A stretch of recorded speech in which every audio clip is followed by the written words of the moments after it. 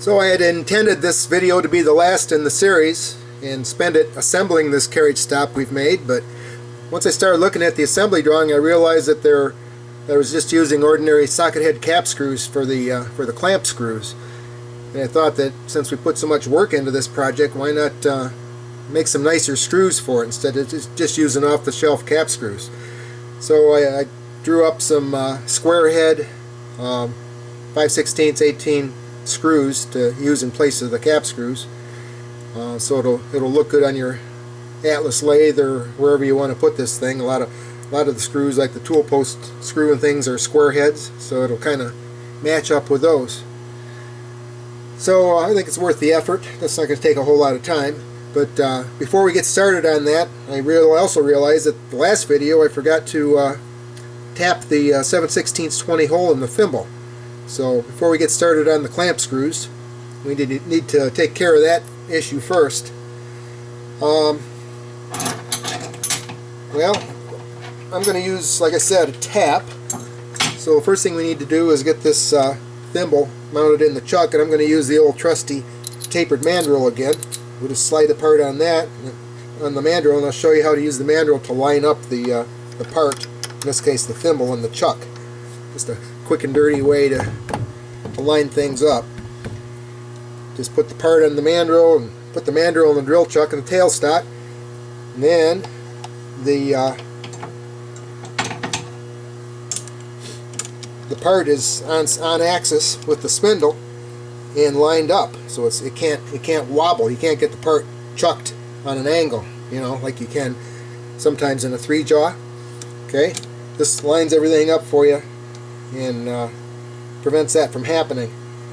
So this is a 6-jaw chuck. It uses a lot less force on the jaws, half as much as a 3-jaw, obviously. So I don't need any protection around our graduations and numbers that we stamped here. But if you're using a 3-jaw, I'd recommend putting a couple layers or at least one layer of paper around it to protect the surface from the jaws. So we'll just put it in the chuck, tighten it down, and you're good to go. I know for a fact that this chuck is all indicated in on center. If you don't know that on yours, you can stick an indicator in this 3/8 bore in here, make sure it's concentric. Alright, so our part's chucked up. Next thing we need to do is open this 3/8 hole up for a 7/16 20 tap. So if you pull out your trusty Starrett decimal equivalent chart. I don't know if you realize that, but you can still go to the Starrett website and order these things. They'll send you 5 of the English versions here and 5 metric versions if you want, up to 5. And they also still sell the paper wall charts, the big wall chart, similar to this but huge, like poster size. So you might want to take advantage of that. So looking on our chart here,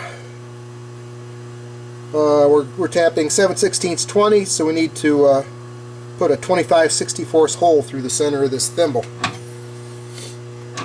Okay, I'm going to, since we want this to be a nice smooth thread, I'm going to use a reamer to put that 25/64 hole through.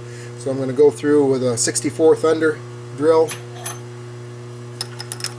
open that 3/8 hole up. We don't have to worry about boring in this case because we're already bored and the hole's already nice and concentric. So all I'm going to do is open it up with a drill,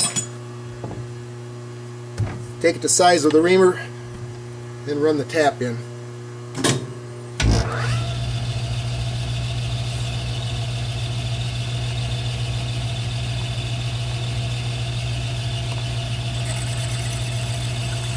We're already the size.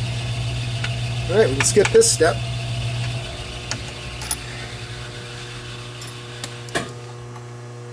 Let's go right to the reamer.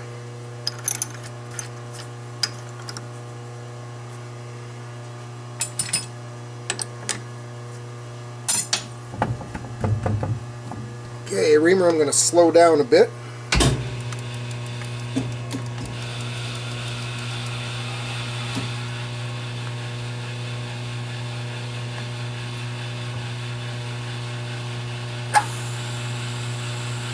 I always use lots of cutting oil with reamers and run them at much slower than the drill.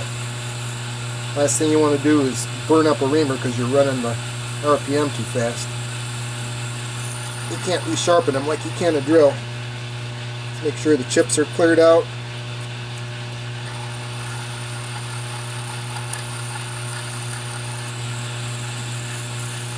Oops, ran out of travel on my tailstock.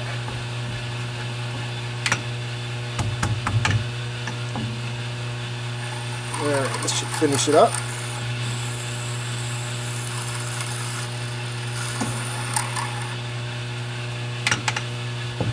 Okay, so now we're reamed to size for our tap drill. So now we just need to get our 7/16 20 tap started straight. This is a 4 flute. It's not a spiral point tap, it's just a standard 4 flute tap, so I can't power tap with it, but I can start it under power, or at least start it in the start it square using the tailstock to make sure it's square. So I just put it in the chuck hand tight. I'd rather have the tap slip on the chuck than have the part slip in the 6-jaw. So just snug it up on the tap.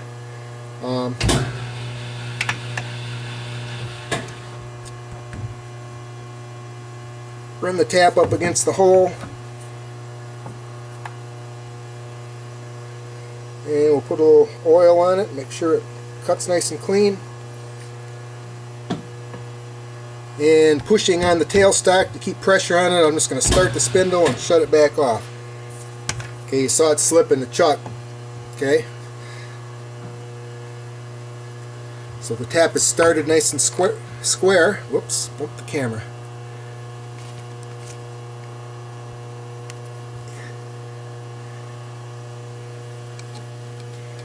Now we can get a tap wrench on it, and just to be sure it doesn't get off center, I'm going to put a center in the tailstock as well and use that. All big taps like this have a center hole in the end of them.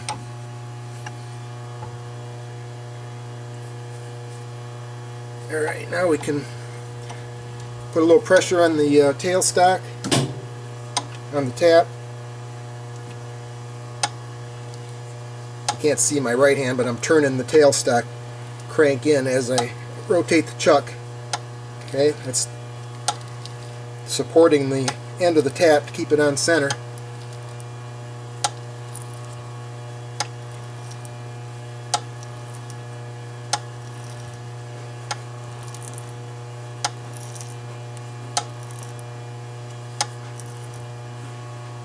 Alright, once you get in a ways, then we can just finish it up by hand. Keep bumping that camera. Alright, I'm going to have to stop here and change my camera around a little bit. I can't get out of the way. Hold on a second. Okay, now we can finish up by hand. Let me lock the spindle here and we'll just crank it in the rest of the way by hand. Break the chip every now and then. Keep the chips from building up in the flutes.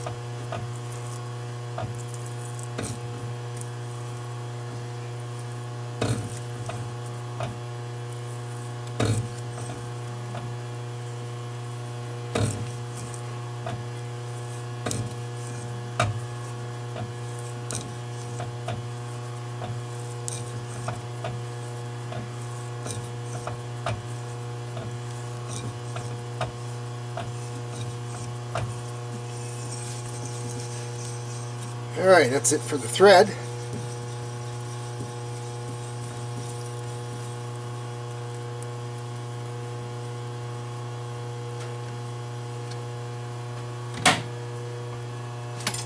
So I guess we can call this part done. Let's move over to the bench and I'll show you the drawing for the new carriage screws or bolts, or carriage clamp bolts, and we'll get started on those. Okay, so here's the design I came up with for the clamp bolts. As I said before, it's a square head bolt. like other screws you find on South Bends and Atlas lathes. It has a 5/16 18 thread on it. Has a little shoulder, like a shoulder underneath to bear on the part that it tightens down on. We have a little undercut. We have a nice radiused end on the head, and it's made out of 01 steel, so I'm going to go ahead and harden it up. Any tools I make, I like to harden because they last a lot longer and they look nice. They don't get banged up with use. So it's, anytime I put a lot of work in making a tool, it's worth going an extra step and heat treating it, making it durable. So let's look at order of operations on a part like this. It's a pretty basic part. There's not a whole lot going on, but there are a few things you ought to do first before others, right? You probably shouldn't cut the square head first, because then there's nothing to hold on to do the 5/16 shaft and thread. So first thing we'll probably want to start out with is, well, obviously we'll cut the things to length first. I got a couple pieces of 1/2 inch drill rod here that I've cut off. Left them about a 1/16 inch long over this 1.72 dimension. So first thing I'm going to do is I'm going to chuck on the end of the part with will eventually be the square head, and we'll turn down this 5/16 diameter. Cut the thread. I'm going to cut the thread with a die instead of using a single point tool. It's just a bolt. It's nothing. It doesn't have to have a super accurate thread with an accurate lead on it. We don't really care about that. Let's see. So yeah, I'll chuck it up. I'll face the end off. I'll turn the 5/16 diameter down to 1.25 inches long. That'll be faced to a shoulder. We'll get the die out and we'll cut the 5/16 18 threads. Then probably flip it around. Work on this end then. It's already 1/2 inch diameter. The ground drill rod will serve as that diameter. You notice most of these dimensions on here are 2-place. That means they're less critical dimensions. You look in the title block, you can see a 2-place decimal is good to plus or minus 15 thousandths. You should always, when you're designing a part like this, you should never over tolerance a part, because it costs. I mean, the tighter the tolerances are, the more it costs to make the part. So we don't. You see, it's 1.72 inches long. We don't care if it's 1.75 or 1.65. We don't really care. It's not going to hurt the part any.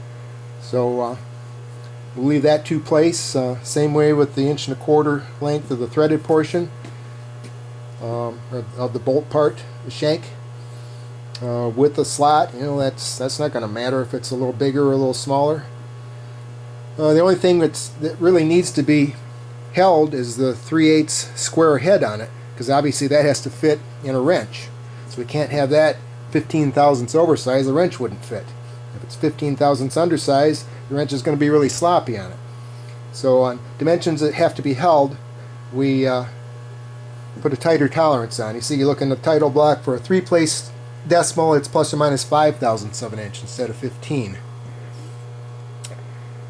So once we get the shank of the bolt turned down and the thread cut, then we'll turn it around, chuck on this end of the part, and probably the next thing you want to do is we'll cut this 60 thousandths wide groove in here. You see that has a radius on the end, so all I'm going to do is just grind a little parting tool out of a piece of high speed, and put a quick radius on the end of it and plunge that in to cut that.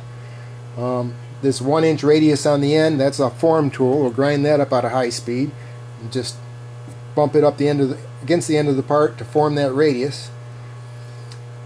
Then we'll take it out of the lathe and we'll go over to the milling machine and mill this square. I haven't decided how I'm going to do that yet. There are a lot of different ways to do it. Maybe I'll do one way and one another, just so you can see different ways to mill a square on a part. So, well, I mean, might as well talk about the heat treat. Once it's done, the parts are done. Okay, we have a note on here: harden and temper to Rockwell 60 to 62.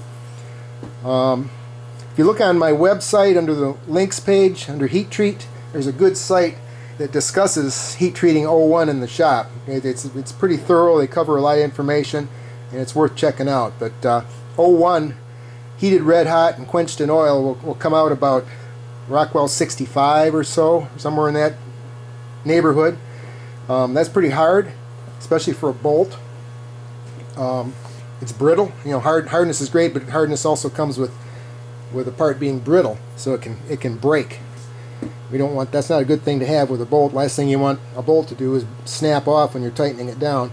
So what we'll do is we'll temper it after it's hardened by heating it up, and we'll watch the color of the part, and we'll temper it to a straw color, which will bring the hardness down to around 60-62 neighborhood, which is a little bit more flexible than a full hard part. So that's about it for the order of operations. Let's move over to the lathe and get started.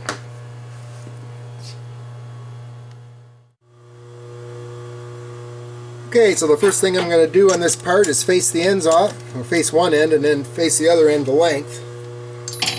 I always like to start out with a part face to length on this, so you know, it's just, all I did is hacksaw these things off, and if I go and finish one end of the part, flip it around and find out I hacksawed it off too short, it ruins my day. So first thing I do is face to length. So let's go ahead and do that.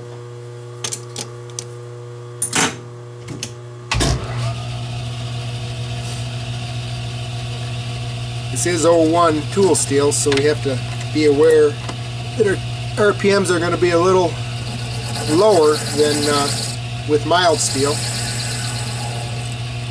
I think 01 is, what did I, about 65 or 70 surface feet per minute. I think that's what I put on my chart.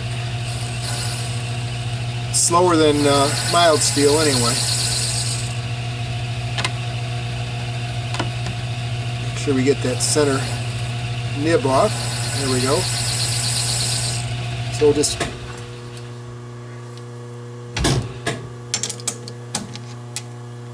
face off one end of each part. Making two at once now. So you do the same operation on each part. It's kind of like production, right? Save yourself some time. Take you a lot more time to make one part complete one at a time. So you're all set up for this operation, so you might as well do all your parts at once.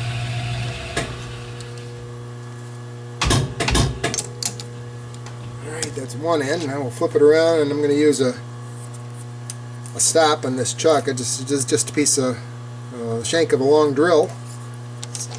Something to push the end up against. If it's a bigger part, you can use a parallel. Don't forget to take your spacer out.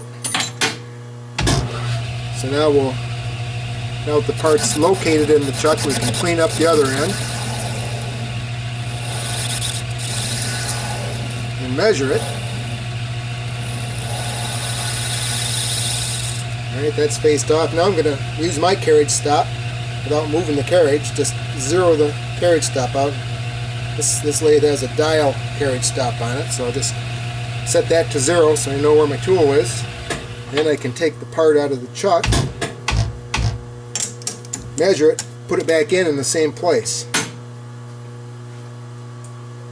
Okay, so it is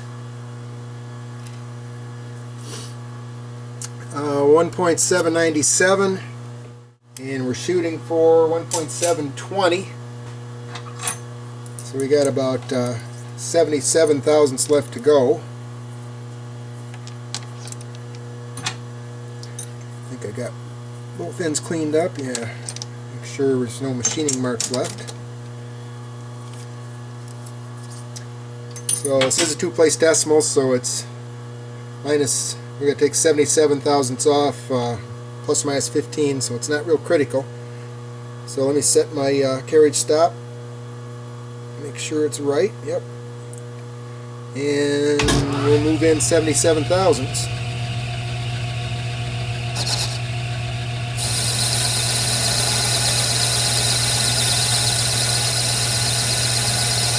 So move in about 72 thousandths to start, and we'll take a 5 thousandths finish pass.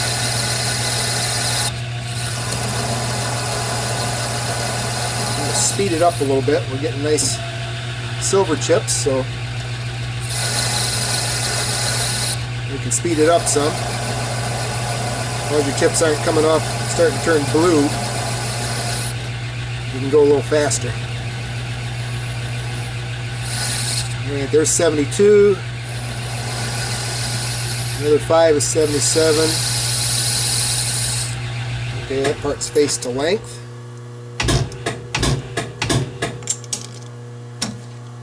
Now we put the other one in using our stop, or spacer. I use these spacers all the time in parallels or whatever, but you got to be really careful, because if you forget to take it out, turn the spindle on, it's going to go flying.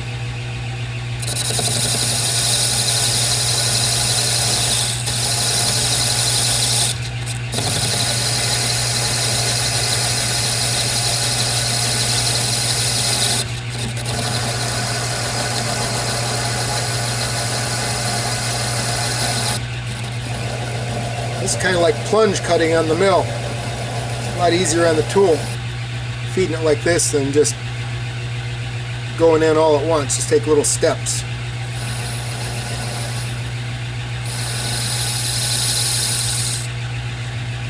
Okay, so we have a part's face to length.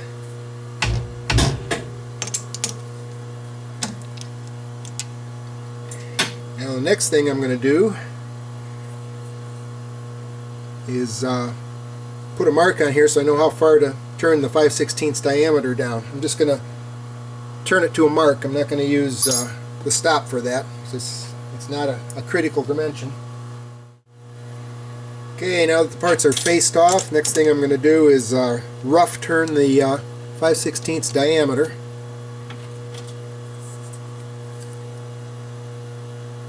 To a little less than 1.25 inches long. Since this diameter is going to be turned to a shoulder, I'll have to finish it up using a facing tool like this, but I don't like to turn the whole part with a facing tool. It doesn't work as well as a turning tool like this. So I'm going to rough turn it with this turning tool, right hand turning tool that we ground earlier. And then I'll go back in and finish turning it with this facing tool so we can get right up to the shoulder.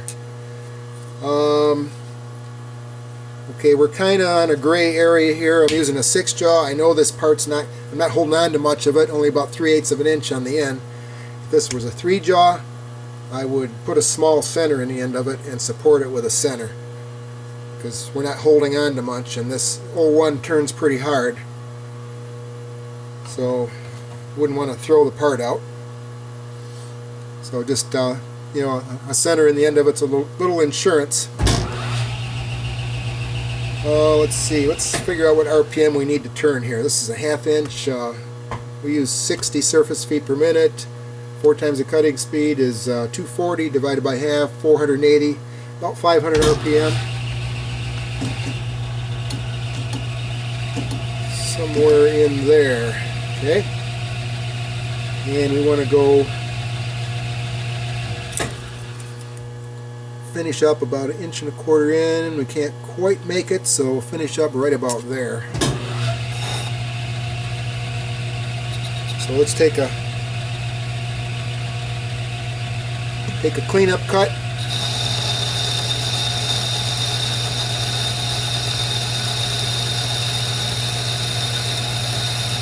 We'll stop there, measure it and see where we are.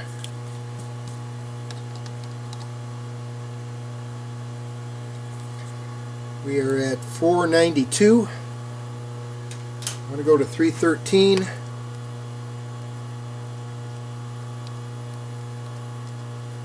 So we got to go 179 thousandths yet. So I'm going to set my dial on my cross slide. 179 thousandths before 0. Remember, I said I like to do it that way, so when I get to my finished diameter, the dial reads 0. You don't have to remember that number. So this is pretty heavy stuff, pretty tough stuff to cut, so I'm going to start 50 thousandths deep. Okay, slow feed, see how it cuts. Okay, that's pretty good, so I'm going to bump the speed up, or the feed up. We're just roughing here, we don't care about surface finish. All we want to do is get the metal off in a hurry. Chips are coming off hot. They're just starting to turn a light straw color, so we don't want to go any faster than this or deeper. Stop at the mark, go in another 50.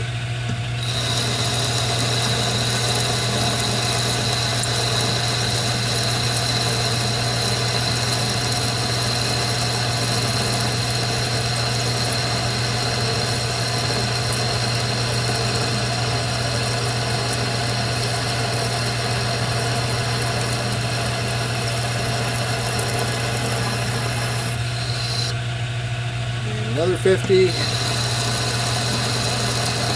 Now I can speed it up a little bit. We're getting closer to the center, so the diameter of the part's getting lower. So we can increase the surface or the RPM. And these chips are just turning straw color.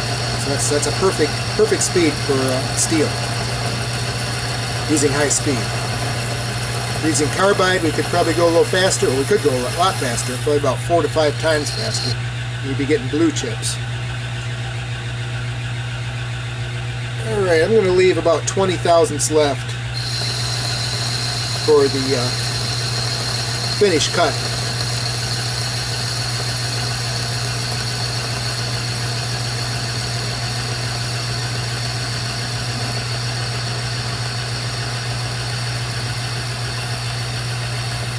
See, the surface finish is pretty crummy. 01 doesn't turn real well. Finish cut, I'll put some oil on it. Whoops, bump the camera again. Finish cut, I'll put some oil on it, we'll get a lot better finish. Alright, I need to do the same thing for the other one.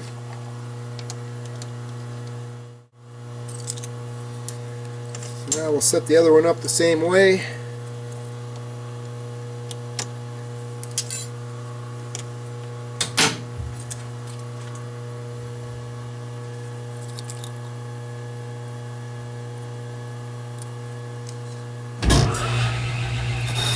There.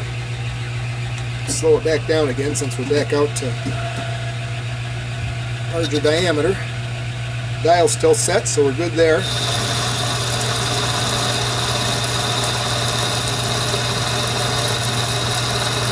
Yeah, if you use a 3-jaw, you definitely want to throw a center in, because this part will come out if you don't.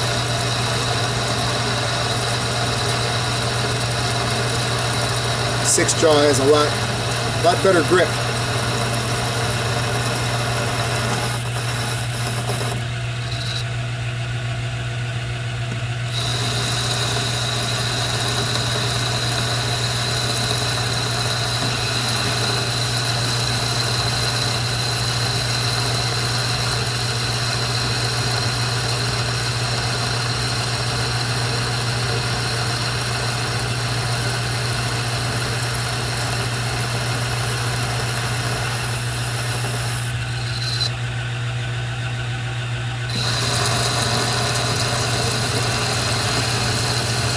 Now we're getting some blue chips.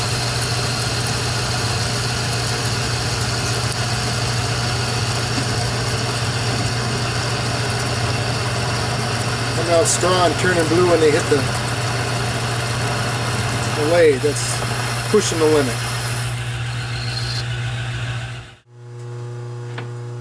Okay, now that the parts are roughed out, let's finish them to size.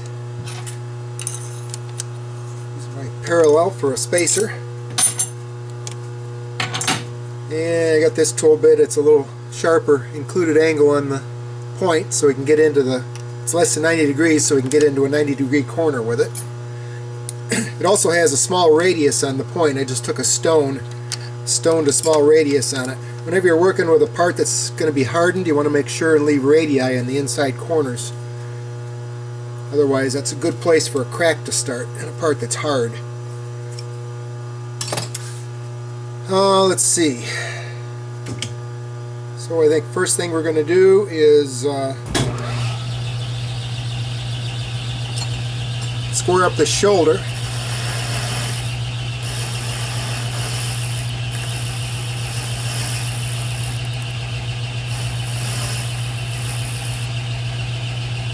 square it up and set my carriage stop to 0 so we know how far in to go. And we can measure it. It's just a two-place dimension, so we can measure it with a ruler.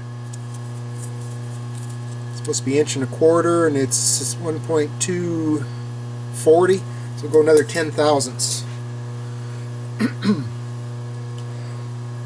Okay, so I'm just going to set my dial 10 thousandths before 0, so we know when the dial reads 0, the part will be done. You can do the same thing with the carriage stop like we're making now. You just bump the stop up against the carriage and then move the carriage stop 10 thousandths. So now let's find the diameter.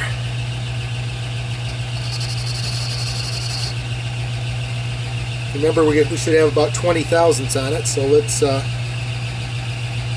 take off about 10 and then mic it.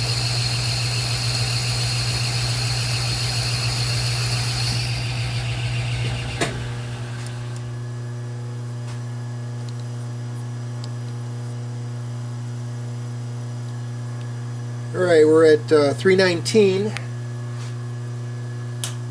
so we have about 6 to go on this. So I'm going to set my dial 6 thousandths before 0, so when it's on 0 we're done. And I'm just going to take all that in one cut. I'm going to throw a little cutting oil on it this time so we get a nice finish.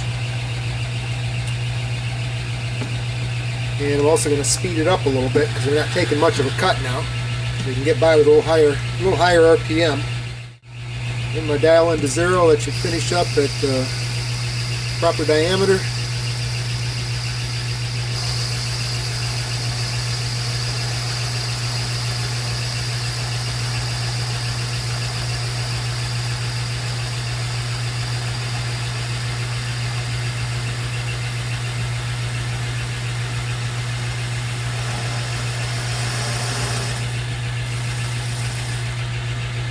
And that's it. Double check our diameter, make sure we get 5/16 we're looking for. 312.5, that sounds pretty good.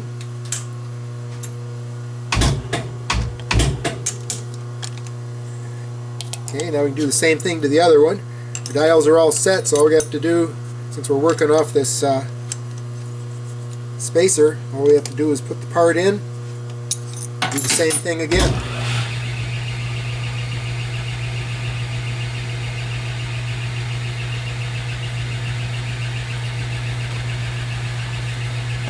I think I'll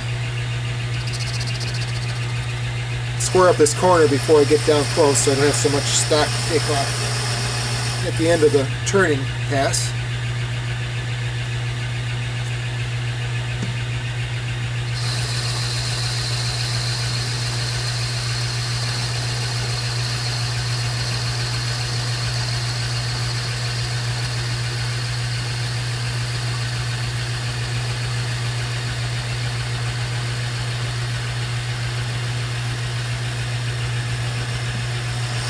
Right to 0 on the carriage stop, and that takes care of that one. Damn it.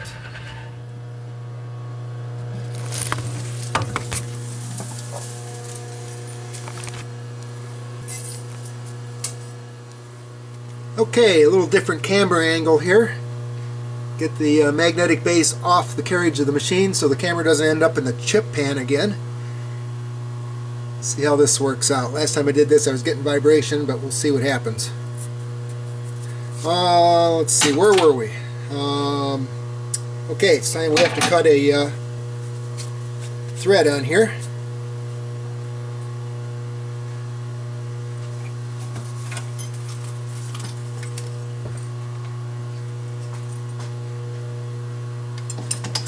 So we're going to be cutting a 5/16 18 thread, chasing a 5/16 18 thread, 1/2 inch in from the end, right about there.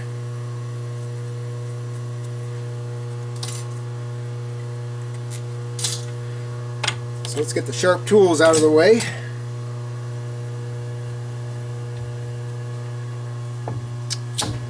Okay, I have a 5/16 18 die here. Okay, if you've never used a die before, it's pretty handy. This is a solid die.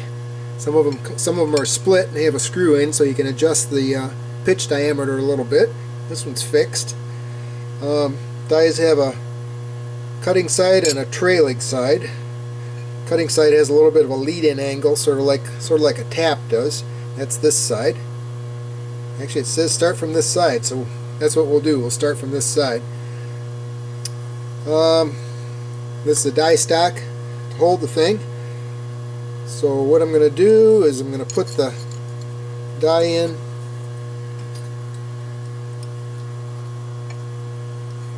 like this, and they have little holes in the side of the dies for these set screws to lock into. So we'll do that. Okay, so this is the start side, so we'll put this on the part. And then to square it up so it starts nice, I'm going to use the ram from the tailstock if it'll reach. It's going to be tight. Let's see.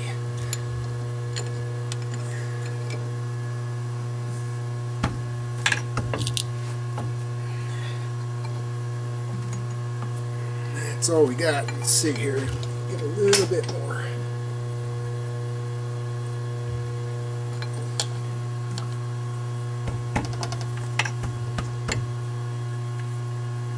Alright, there we go. So I'm going to push the ram against it so the die starts nice and square. And then we'll put a little oil on.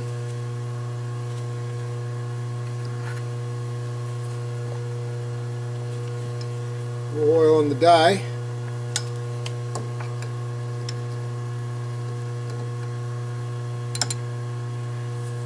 And we'll just, again, turn just like I did with the tap on that last part.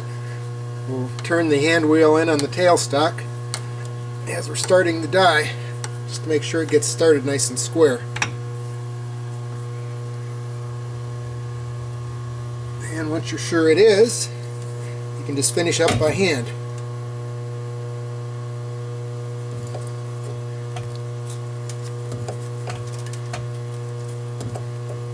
About half a turn and then break the chip. Otherwise you'll end up with a rough thread. Keep the chips from accumulating in the die.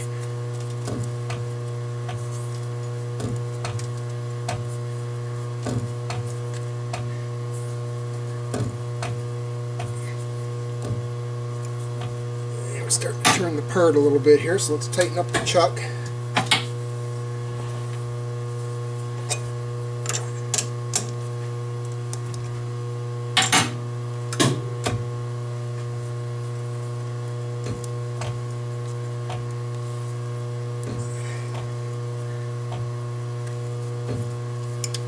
That's about to the line.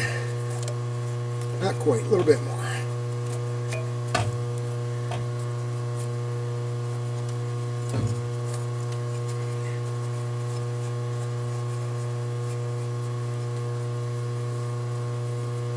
Okay, there's a 5/16 18 thread.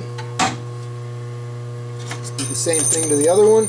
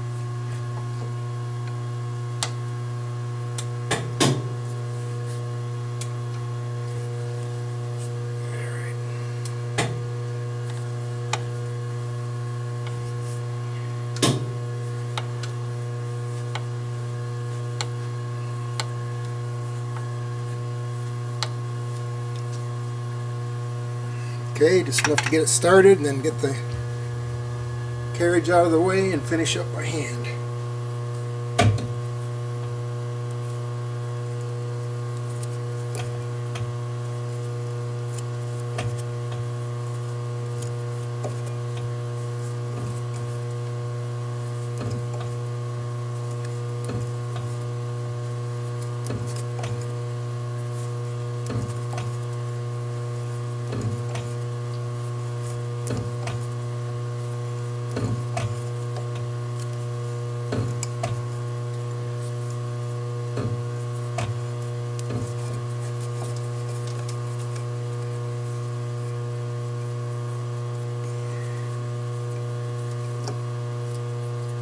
Okay, that's pretty good.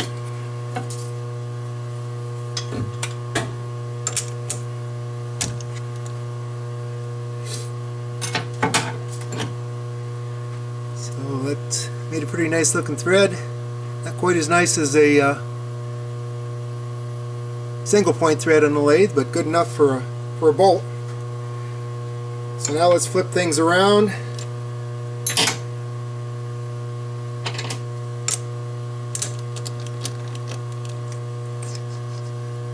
And do the head.